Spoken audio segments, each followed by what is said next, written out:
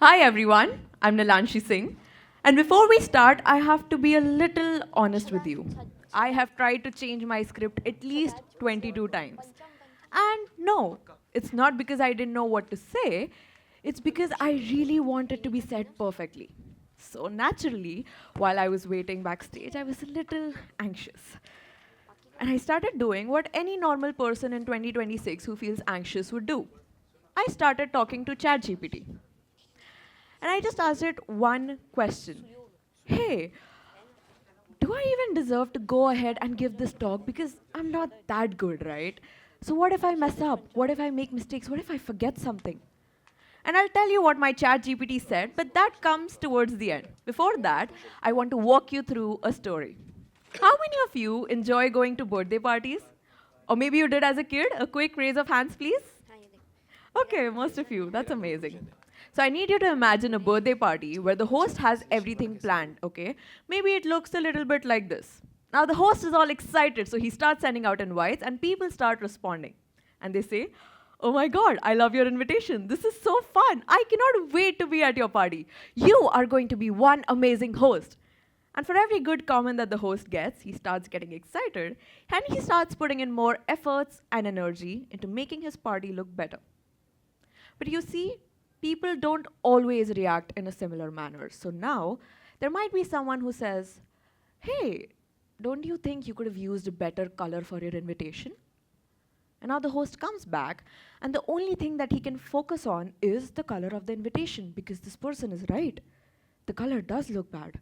Oh my god. That means the whole invitation is bad, and the host sent it to so many people. So that means everybody is going to think that the invitation is bad, which means they're going to assume that the party is bad. And if the party is bad, that means the host is bad. Whew. So now the host looks back at his party, and suddenly the spark is gone. It's not the same anymore. And before he even realizes it, he starts taking down everything because what's the point, right? Now he's just sitting in a room which looks like a complete mess. Let's be honest, nobody would want to go to a birthday party which looks like that, right? The host does not want to stay there either, so he gets up and he just turns off the light and he abandons his own party. That's it. That's the story. Now you'll probably think, what is the point of the story? But what if I tell you that this birthday party is your life? You are the host. All of the people that are invited are all of the people that we let into our lives. The balloons and decorations are all of the nice things that we like believing about ourselves. And the act of destroying it is letting one negative experience overpower everything else. There's a term for this in psychology, actually, which is known as the negativity bias, which says that humans tend to focus more on the negative experiences as compared to the positive and neutral ones. But just knowing this does not help, right? Because you see, the problem is not that we focus on the negative voice, the problem is that we become the negative voice. And before we even realize, we stop doing the things that we love so much. And you know, it comes in different ways for different people. Maybe for you, it's the instruments you stop playing because one person said, "You're not that good." Or maybe, right now, it's you abandoning the artist in yourself by not creating art because what if people don't like it? Or maybe it's the performer in you who abandons spotlight because what if I mess up and people don't like it? And I wish I could say that I didn't do this, but for me, it was acting. Now, I know when we think about acting, we think, oh my god, it's so fun, and there's this glamour and fun, and it's so exciting.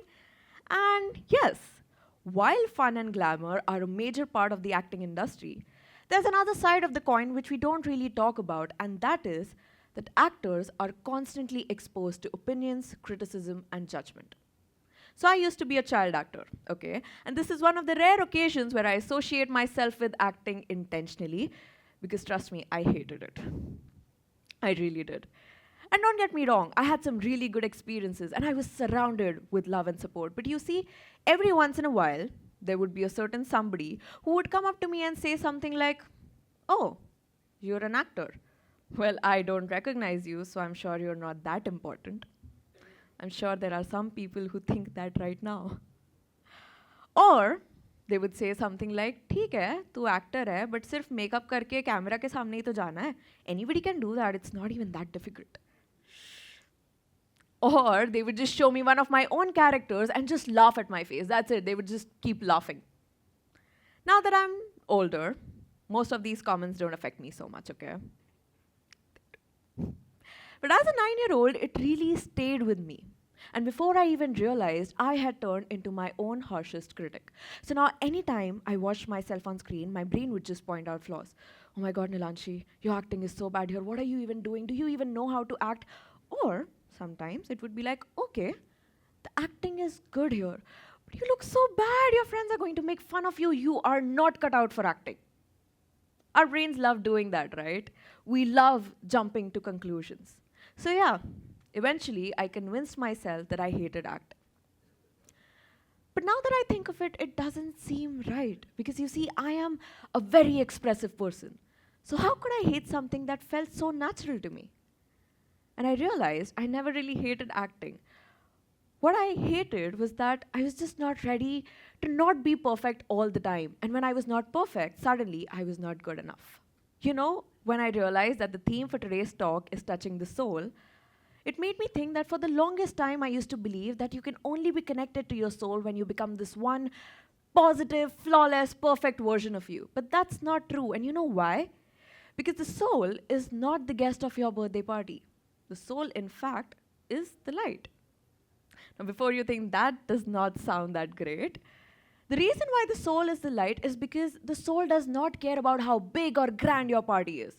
The soul does not care about how many people show up and what they think. And the soul does not care if some things go wrong. The soul is just there. The light is just there until you decide to get up and turn off the light because you could not embrace the imperfection.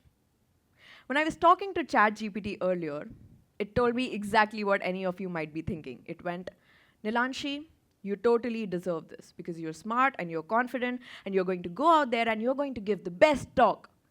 But honestly, that just made me more nervous because suddenly I was again chasing a new version of perfection. What I really needed to hear before this talk was, hey, you might mess up, you might forget a line or two, you might fumble, and maybe there might be people who don't like your content. But that does not make you any less deserving of going on stage and doing the thing that you love. And maybe that's exactly the kind of reminder that all of us need to give to ourselves, that at your birthday party, some things will go wrong. Some people will not like your invitation. Some people might not even show up. But that doesn't matter. What matters is you stay and you enjoy your party without turning off the lights. So if there's one thing that I want you to take away from my talk, that would be the next time you abandon the things that you love, ask yourself, are you doing it because you think you're not good enough? Or are you doing it because you're chasing perfection? Because you see, perfection does not make you shine. It only makes you shrink. That's it from my side. Thank you so much.